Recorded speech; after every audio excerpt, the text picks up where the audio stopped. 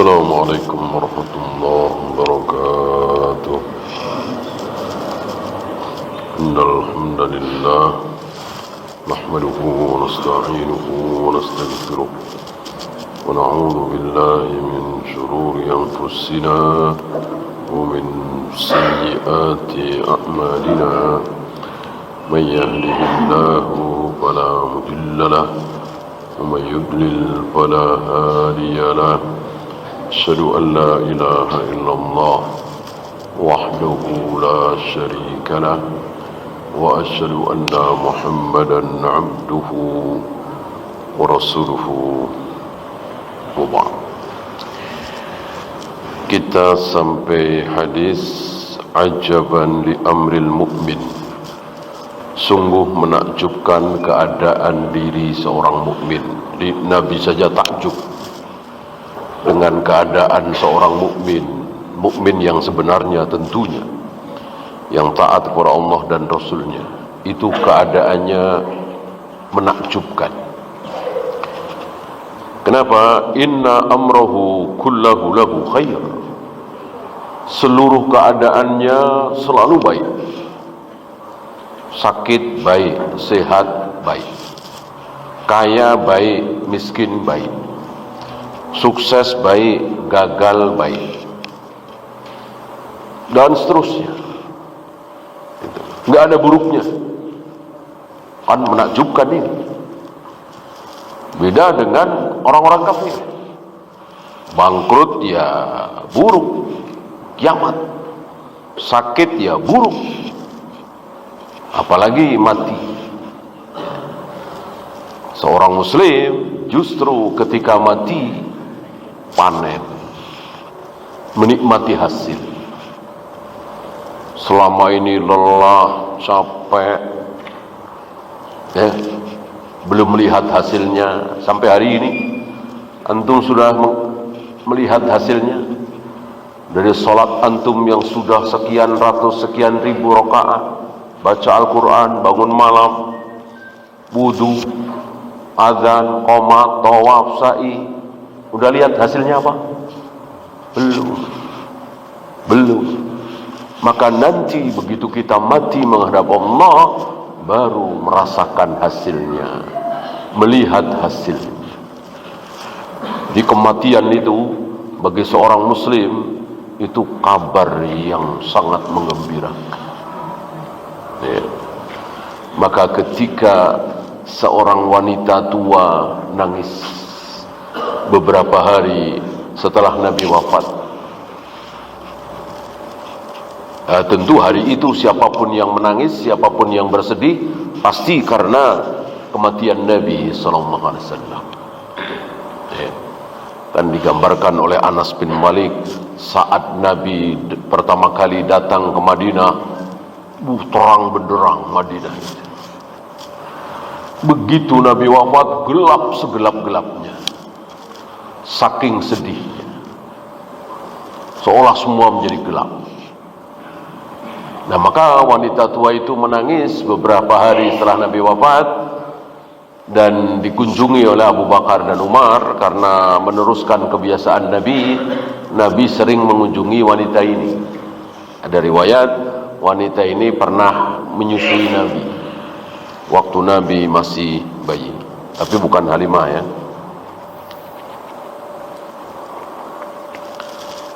Nah, dinasihati oleh Abu Bakar dan Umar dengan nasihat yang benar. Jangan engkau tangisi. Rasulullah hari ini jauh lebih nikmat, jauh lebih lezat, jauh lebih bahagia daripada saat beliau masih hidup. Tentu ini nasihat yang luar biasa, dan mestinya seorang muslim seperti itu. Ketika meninggal, merasakan kebahagiaan yang luar biasa. Maka mayatnya diusung pelan-pelan aja, dia nggak terima. Kan dia menyaksikan, rohnya menyaksikan bagaimana jasadnya itu, mayatnya itu, badannya itu digotong.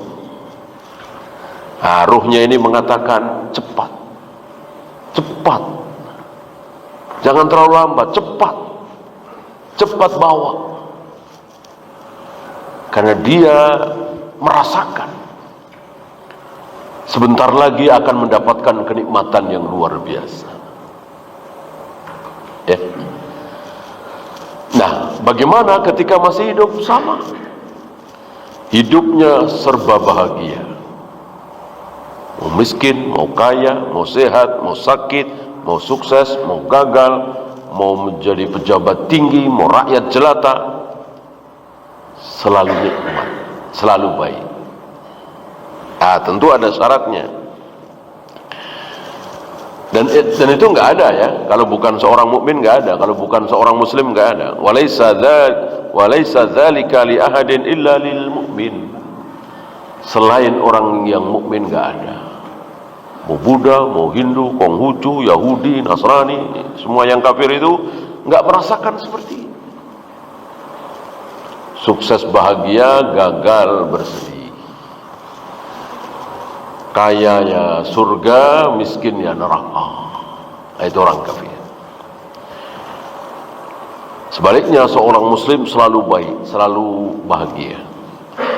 In asabathu dharra sabara.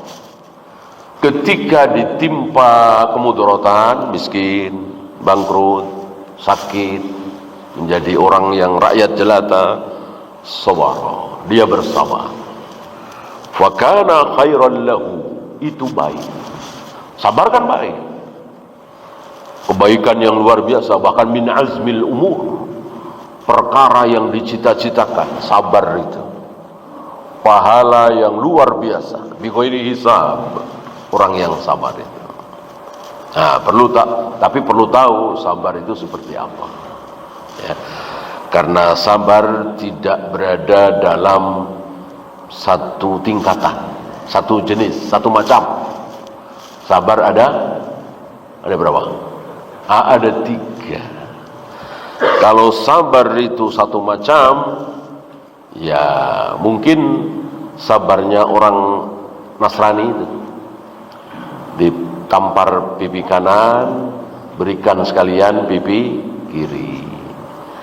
Kalau hartamu dirampok, berikan sisanya, gitu. Misalnya handphone kita, laptop kita dirampok, ya, nah sekalian, nih sekalian dompet saya nih, gitu. Sunnahnya orang Nasrani, gitu. Ya tentu ini bertentangan dengan sunnahnya Nabi SAW.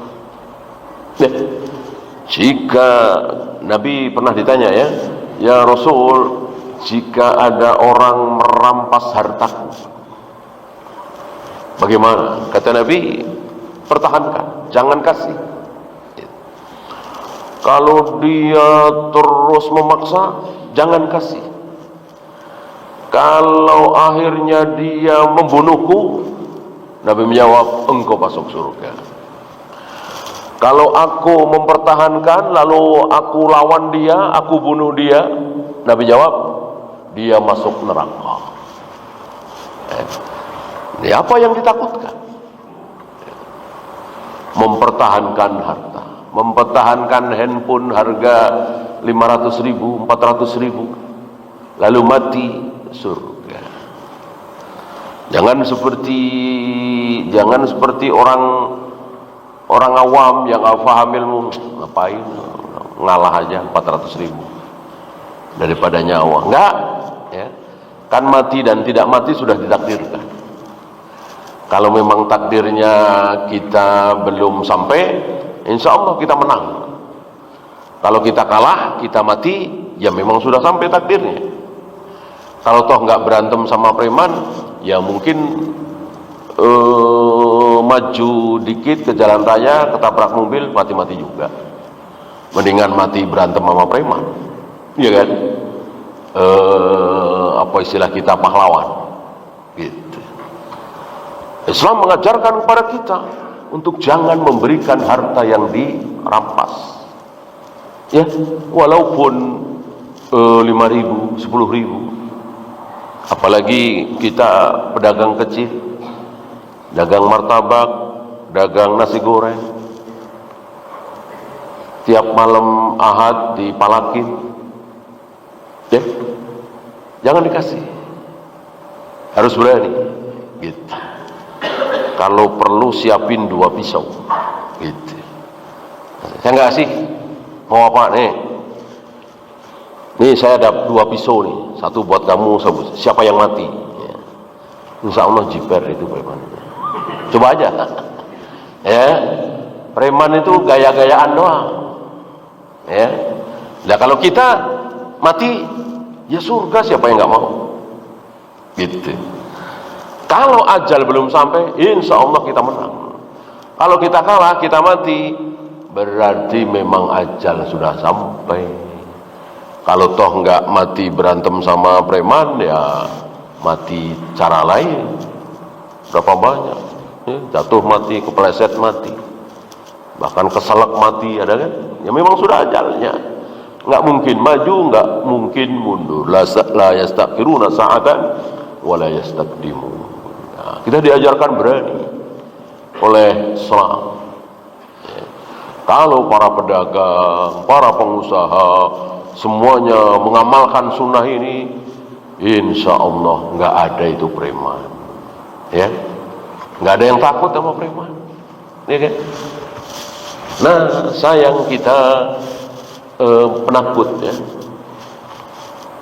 jiwa pemberaninya itu kurang. Akhirnya besar kepala itu para preman, ya. Bahkan bikin persatuan, perkumpulan, seolah namanya bagus, pakai seragam, ya. Intinya dia mendolimi kaum muslimin.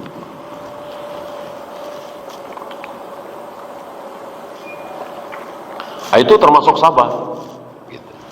Karena sabar sekali lagi bukan cuma 1 macam, tapi ada 3 macam. Wa in asabathu sarra syakara. Kalau dia mendapatkan kesenangan, kayak sukses, berhasil jadi pejabat, fakana syakara, dia bersyukur. Dia bersyukur. Fakana khairan lahu, dan itu baik. Bersabar saat mendapatkan kemudaratan baik, bersyukur saat mendapatkan kenikmatan juga baik. Dan berselisih para ulama, mana yang lebih baik, mendapatkan kemudaratan kemudian sabar, apa mendapatkan kenikmatan lalu bersyukur? Berselisih para ulama, bertahun-tahun berselisih, ya. Ada yang mengatakan lebih baik yang bersabar, ada yang mengatakan tidak, lebih baik yang bersyukur. Nah, perselisihan ini diakhiri oleh Syekhul Islam. Beliau mengatakan mana yang lebih bertakwa. Artinya tetap dua-duanya baik, mungkin sepadan, ya. Tetapi mana yang lebih bertakwa? Mana yang lebih banyak salat sunatnya? Mana yang lebih banyak puasa sunatnya? Mana yang lebih banyak sedekahnya? Mana yang lebih banyak baca Al-Qur'annya? Mana yang lebih bersih keikhlasannya, dan seterusnya dan seterusnya. Intinya syukur dan sabar ini selalu ada pada diri seorang muslim.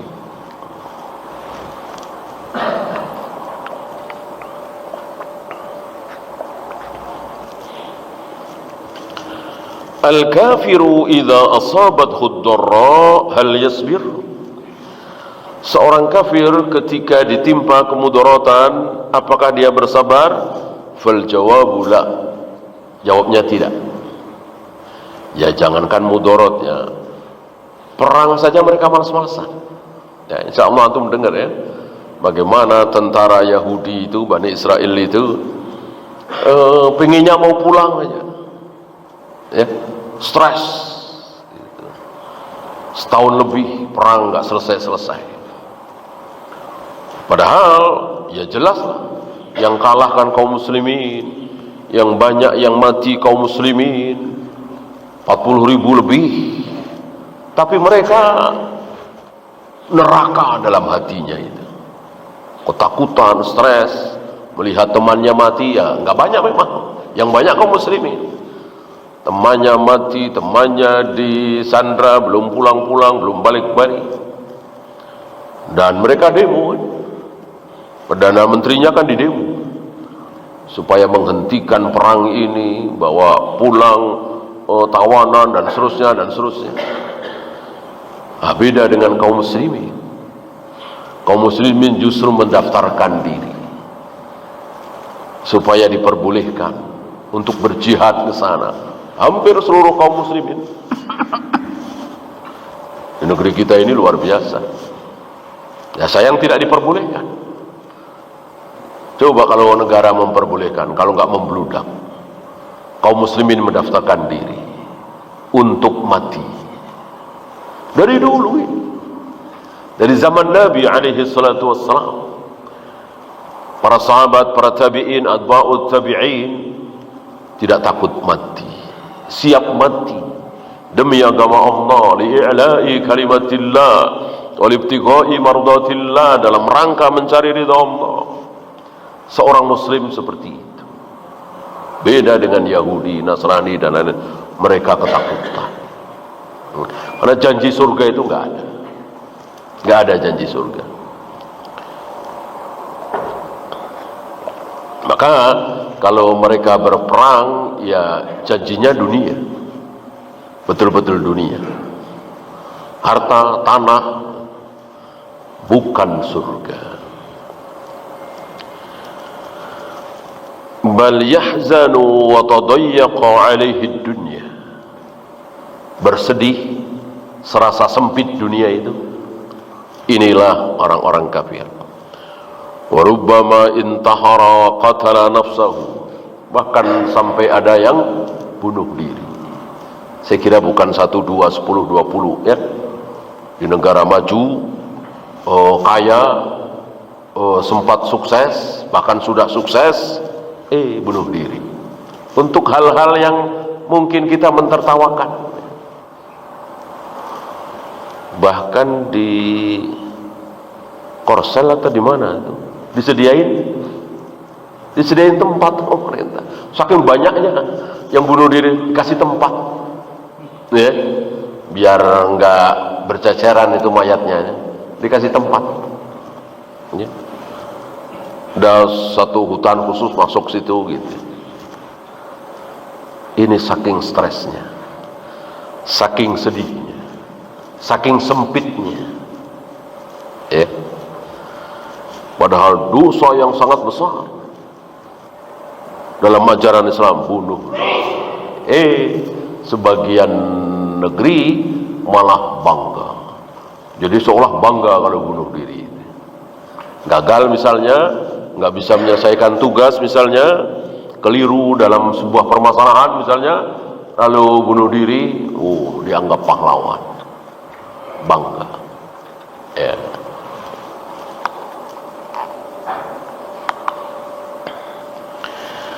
Lakinnal mu'mina yasbiru wa yajidu ladzatas sabri insyirahan wa tuma'ninatan. Sedangkan seorang mukmin itu selalu bersabar dan ada kelezatan ketika bersabar itu. Ada kenikmatan, tentu ini Allah yang menolong. Allah memberikan itu. Rasa sabar, rasa nikmat ketika bersabar, ada kelezatan.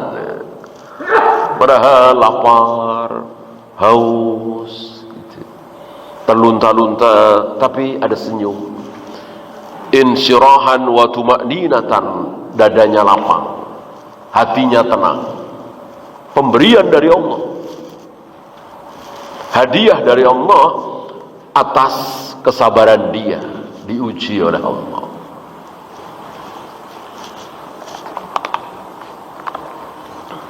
Lalu dia merengek, merintih, berdoa kepada Allah, memohon kepada Allah. Allah senang sekali. Allah senang melihat pemandangan ini. Hambanya merintih, merengek, memohon sesuatu kepada Allah. Allah senang.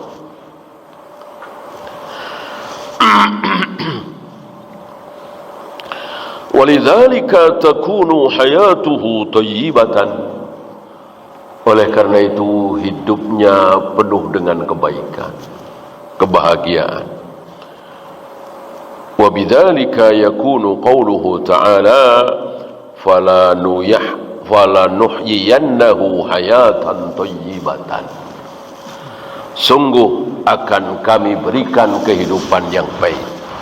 Ya, ayat yang kemarin kita bahas ya, man amila solihan, barang siapa yang beramal soleh, min zakarin au unsa, baik laki-laki ataupun perempuan, wa huwa mu'minun, yang penting dia beriman, mukmin, fala nuhyiyannahu hayatan thayyibatan, akan kami berikan kehidupan yang baik. Kaya enggak harus kaya, sukses enggak harus sukses, tapi kehidupannya menyenangkan, baik. Apakah kebahagiaan itu harus kaya raya? Kan tidak. Harus sukses? Kan tidak. Harus menjadi orang terkenal? Tidak. Berapa banyak saudara-saudara kita hidup di kampung sederhana tapi luar biasa bahagia. Bahkan seandainya dia tawarin ini, tawarin, dia menolak karena merasakan kebahagiaan itu. Sampai ada seorang ulama, nanti akan dibawakan ucapannya oleh beliau ya, merasakan kenikmatan saat mempelajari ilmu, baca ayat, baca hadis, mempelajari, ada rasa nikmat, nikmat luar biasa. Allah memberikan kenikmatan. Nah, para ulama ini mengatakan, semoga para raja, semoga orang-orang kaya, orang-orang zalim itu tidak mengetahui kenikmatan ini. Kenapa? Karena takut direbut, takut dirampas. Jangan sampai kenikmatan ini dirampas. Ini sindiran para ulama terhadap orang-orang yang tidak memiliki kebahagiaan, padahal kaya raya, padahal pejabat tinggi, padahal raja.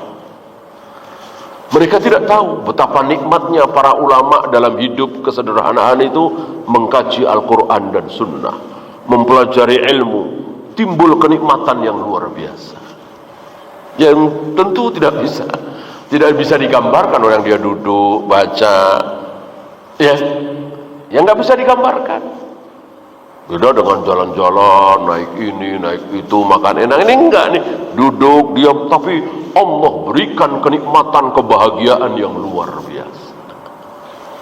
Itu dirasakan oleh para ulama.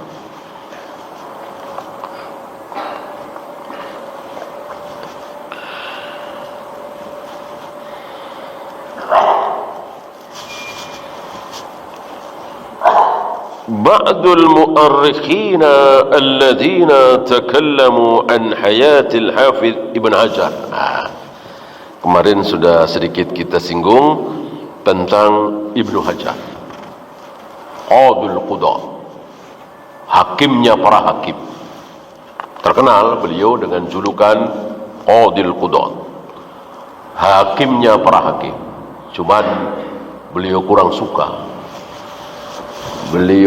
suka dengan julukan ini. Sama dengan Imam Nawawi yang dijuluki Muhyiddin, ya, orang yang menghidupkan agama. Beliau tidak suka dengan julukan itu. Dan begitulah para ulama tidak menyukai julukan-julukan yang gulu, yang berlebihan.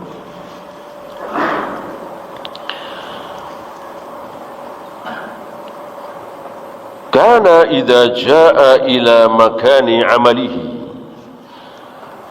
diriwayatkan bahwa Ibnu Hajar Qadul Qudah ini ketika berangkat ke tempat kerjaannya, kan ya waktu itu kan negara kaya raya, negara Islam kaya raya di Mesir. Nah, ketika berangkat ke tempat kerjanya, istilah kita di kantornya gitu ya. Itu ya'ti bi arubatin tajurruha al-khuyul awil baqal fil mawkib. Naik apa istilah kita, kereta kencana ya, belum ada mobil, belum ada motor waktu itu, tapi kendaraan mewah sudah ada, mewah ukuran hari itu kan. Kuda itu kalau yang mewah kan ya harganya miliaran ya. Ya hari itu bisa ditukar emas sekian on misalnya. Artinya kendaraan mewah itu sudah ada hari itu. Beliau karena memang diberikan fasilitas oleh negara. Famarra dhata yaumin birajulin yahudiyyin fi Misr Zayyad. Satu ketika berpas-pasan dengan seorang Yahudi. Hari itu karena Islam jaya luar biasa, Yahudi pasti miskin. Dan selama 1300 tahun ya, selama 1300 tahun Yahudi itu miskin, terbelakang, nggak punya negara. Baru 100 tahun terakhir ini mereka dalam keadaan seperti ini. Zayyad penjual minyak ya. Minyak yang ada waktu itu kotor, tumpang camping ya, penjual minyak. Faja'a al-yahudiyyu wa awqafa al-mawqif. Si Yahudi ini memberanikan diri menghentikan kereta yang dinaiki oleh Qadul Qudat ini, oleh Ibnu Hajar al-Asqalani.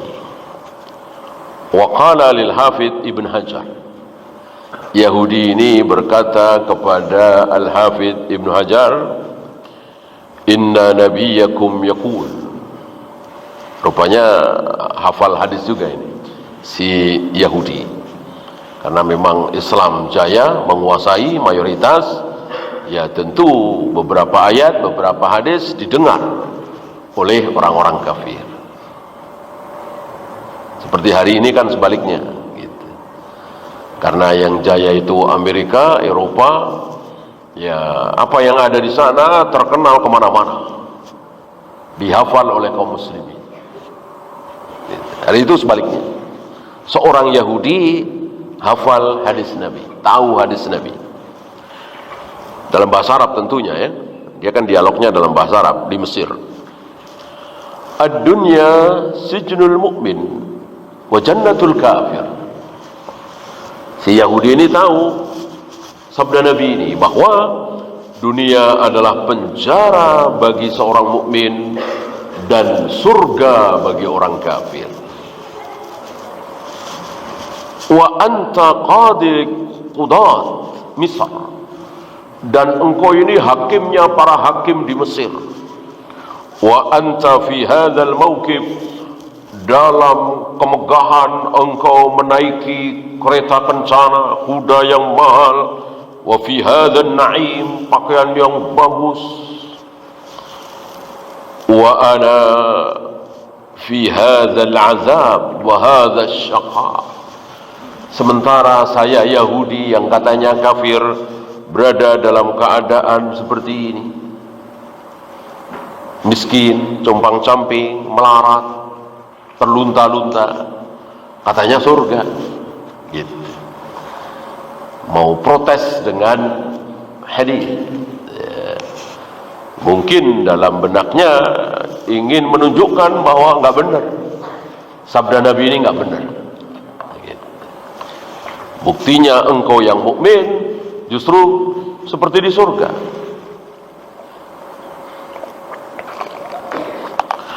Aku yang kafir justru seperti ini, penjara. Kok jadi kebalik? Kok jadi nggak benar? Gitu ya.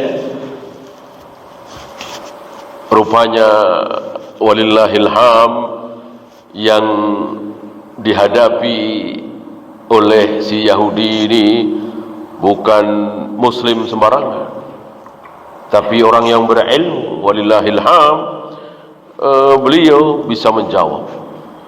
Ya, mari kita lihat jawaban beliau, Ibnu Hajar. Ana fima ana fihi min at-tarafi wan na'imi yu'tabaru bin nisbati ila na'imil jannah sijna. Sebagaimana engkau lihat aku dalam keadaan seperti ini, nikmat, mewah, berlebih, ini penjara jika dibandingkan dengan surga yang akan kami peroleh. Insya Allah kaum muslimin akan mendapatkan surga nanti yang kekal abadi selamanya, kenikmatan yang luar biasa. Nah, dibanding surga yang akan kami dapat nanti, saya seperti ini penjara, nggak ada apa-apanya maksudnya gitu. Amma anta bin nisbati lisyaqai alladhi anta fi, sementara engkau dalam keadaan compang-camping, melarat, terlunta-lunta, itu surga dibanding azab neraka yang akan engkau dapati kalau engkau masih Yahudi. Kan Yahudi, Nasrani, semua orang kafir tahu salah satu keyakinan seorang muslim bahwa tidak mungkin masuk surga kalau tidak muslim gitu. Dan keyakinan ini wajib kita sebarkan, tidak boleh kita sembunyikan, bahwa kita semua kaum muslimin yakin seyakin-yakinnya bahwa surga hanya akan dimasuki oleh kaum muslimin. Yang Buddha, yang Hindu, yang Konghucu, yang Yahudi, yang Nasrani tidak akan mungkin masuk surga. Mereka harus tahu, jangan ditutup-tutupi ya, jangan ditutup-tutupi, mereka harus tahu. Nah, termasuk Yahudi ini tahu bahwa keyakinan seorang muslim bahwa yang akan masuk surga hanya kaum muslim. Jadi Anda dalam keadaan compang-camping, melarat, terlunta-lunta, sengsara, ini surga dibanding dengan neraka yang Anda akan dapati nanti kalau Anda masih Yahudi. Faqala al-Yahudiyyu, tiba-tiba orang Yahudi langsung menjawab. Apa jawabannya? Iya, asyhadu an la ilaha illallah wa asyhadu anna Muhammadar Rasulullah. Langsung ya, dengan ketakjuban jawaban dari Al-Hafidh, si Yahudi tergerak untuk masuk Islam. Tanpa ucapan ini itu langsung asyhadu an la ilaha illallah wa asyhadu anna Muhammadar Rasulullah. Ya, tentu ini hidayah. Apa yang diucapkan oleh Qadil Qudat ini asbab, karena memang segala sesuatu ada asbabnya, lantaran. Maka macam-macam orang masuk Islam itu macam-macam. Yang tadinya kafir, yang tadinya Yahudi, yang tadinya Nasrani, lalu masuk Islam, tidak berada dalam satu sebab, satu lantaran, macam-macam. Ya, ada dengan hal-hal ilmiah seperti ini, ada mungkin lewat mimpi, ya. Ada bahkan pernah dengar saya hanya melihat wanita-wanita pulang dari masjid, pulang atau pergi gitu ya, pulang seperti ini dari masjid, mungkin sholat tarawih gitu, melihat pakai putih-putih gitu, dia tertarik melihat ini, lalu masuk Islam. Ada lagi dia orang pinter ya. Kalau tidak salah tentara gitu, sepertinya bukan di Indonesia. Itu ketika nonton siaran langsung di Masjidil Haram ya, habis azan, itu kan posisi kan nggak karu-karuan ya. Ada yang sholat, ada yang duduk, ada yang baca Al-Quran, ada yang jalan, ada yang tawaf gitu. Dan itu kan ratusan ribu, Masjidil Haram ya.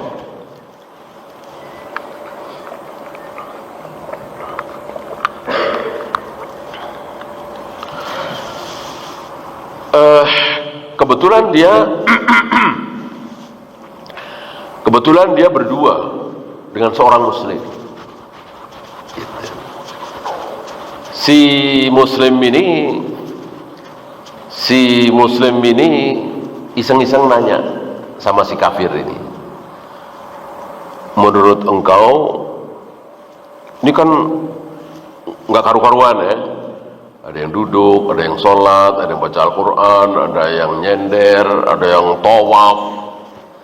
Nah, untuk menjadi dalam satu formasi berbaris rapi butuh waktu berapa lama? Dijawab oleh si tentara ini yang kafir ini, tergantung.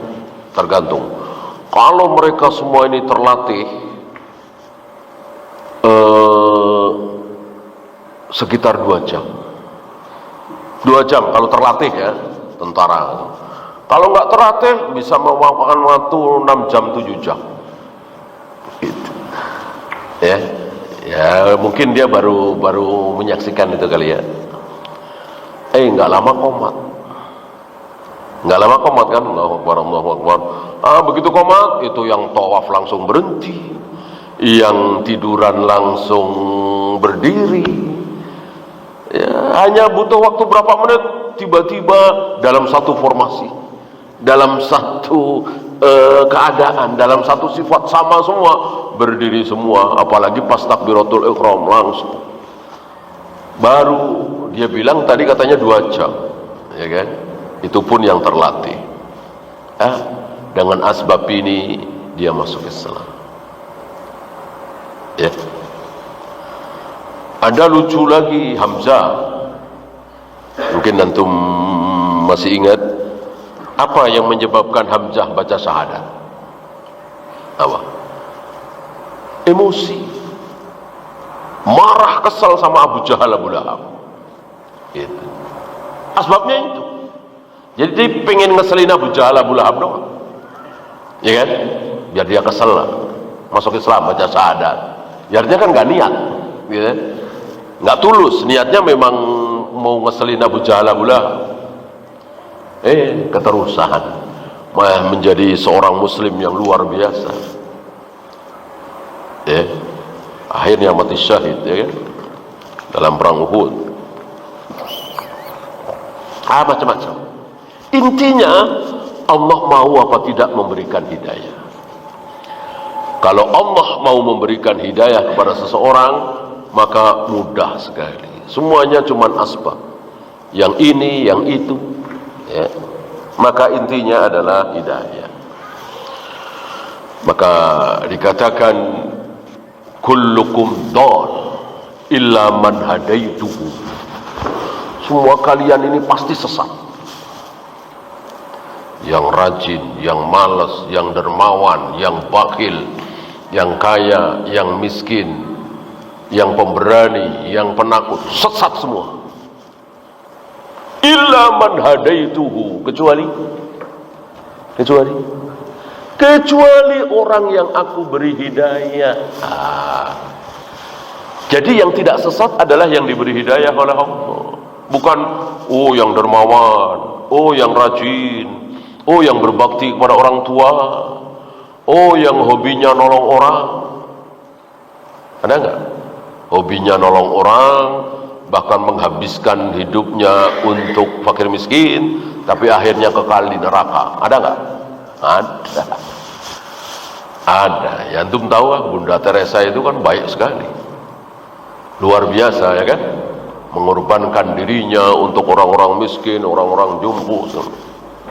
Tapi kita yakin, seyakin-yakinnya beliau kekal di neraka selama-lamanya. Berarti tidak baca syahadat kan? Tidak masuk Islam kan? Jadi wajib kita yakini bahwa orang yang mendapatkan hidayah itu orang yang diberi hidayah oleh Allah. Bukan karena dia rajin, bukan karena dia dermawan, bukan karena dia baik hati.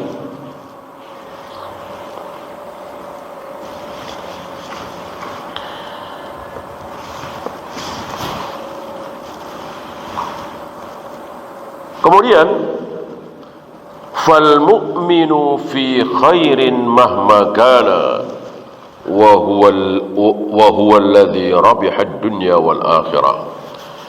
Seorang mukmin itu selalu berada dalam kebaikan apapun keadaannya. Dan inilah keberuntungan di dunia dan akhirat. Maka dikatakan oleh para imam, sebelum Allah memberikan surga yang sebenarnya nanti di akhirat, yang kenikmatannya luar biasa, sebelum itu Allah berikan dulu surga di dunia, di hatinya, bukan di mobilnya, di rumahnya, di kendaraannya, bukan, tapi di hatinya. Bahagia luar biasa. Mungkin antum terkagum-kagum dengan Ibnu Katsir, Ibnu Qayyim dan beberapa teman-temannya ketika mereka bersedih. Ketika mereka bersedih, ya, sedang dapat masalah, pokoknya tidak bahagia lah. Mereka datang ke penjara, menemui Syekhul Islam Ibn Taimiyah. Supaya apa? Supaya bahagia, supaya dinasihati menjadi bahagia. Ini kan kebalik. Mosok yang di penjara menasihati yang tidak di penjara. Kebalik kan? Karena luar biasa kebahagiaan yang ada di hati Syekhul Islam, walaupun bertahun-tahun di penjara, sampai meninggal di penjara kan. Itu contohnya. Jadi kebahagiaan itu tidak mengenal tempat, tidak mengenal keadaan. Walaupun miskin, sengsara, kalau Allah mau kasih kebahagiaan di hatinya, bahagia dia. Di saudara-saudara kita di Gaza, di Palestina kan menyakitkan sekali. Ya, makan saja susah, air nggak ada. Ini kan menyayat hati sekali. Kasihan sekali kita melihatnya. Tapi kadang Allah berikan kebahagiaan kepada mereka dengan pasrah kepada Allah. Ini sebuah kebahagiaan, menyerahkan nasibnya kepada Allah. Gitu. Dan kadang-kadang muncul karamah, tiba-tiba ada air misalnya. Ini hal yang banyak terjadi. Ya, itu bukan zaman dulu aja, sekarang ada. Tiba-tiba dapat makanan, tiba-tiba ini. Ya. Kalau Allah memang mau memberi, mudah. Sebaliknya, sebelum Allah berikan neraka yang sesungguhnya kepada orang kafir, Allah berikan dulu neraka dunia di hatinya. Bukan di badannya ya, di hatinya. Artinya mobilnya mewah, rumahnya megah, tapi hatinya neraka. Rumah tangga berantakan, nikah lagi, cerai lagi, anak narkoba, segala, akhirnya bunuh diri misalnya. Ya. Banyak kejadian seperti itu.